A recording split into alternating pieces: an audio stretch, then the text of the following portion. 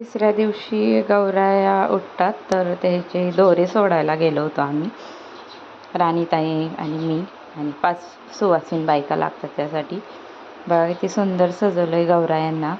इथं हळदी कुंकू, वाणाचं सामान, त्यांनी सगळ्या बायकांना हळदी कुंकू लावून घेतला. त्यानंतर हे दोरे सोडतात. एका दोऱ्यामध्ये 9 गाठीने हे प्रत्येक जे साहित्य आहे ते त्यात बांधावं लागतं. आता बघा कापून घेता येते खारका वगैरे.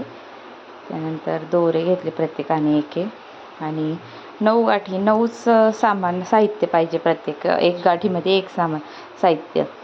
तर खारीक, खोबरं, अजून हळकुंड, लवंग होती, इलायची होती, फुलं होते, झेंडूचे फूल, जास्वंदाचं फूल, याची आंब्याची पाने, अजून काय भरपूर प्रकारचे पाने होते, तुळशी होती, दुर्वा होते.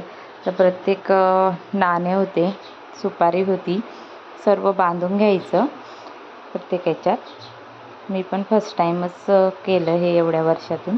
आमच्याकडे बसत नाही गौराया, त्यामुळे एवढं माहीत नाही आम्हाला. तर इथंच बघितलं आम्ही सर्व, छान वाटलं. सर्व बायका गप्पा वगैरे मारत दोरे सोडतायत.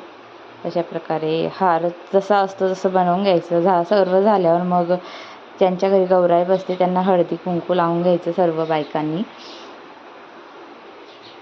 हळदी कुंकू लावून झाल्यावर मग ती दोऱ्याची ओटी भरतात. त्या ओटीमध्ये द्यायचं त्यांच्या. ते म्हणायचं, आलं नजरत घ्या पदरत, घेती नार कुणाची. मग ते म्हणणार देती नार कुणाची. मग जो तो त्याच्या मिस्टरांचं नाव घेणार. एकच बाई म्हणणार, बाकीच्या बायका सर्व हात लावणार त्या एका बाईच्या हाताला.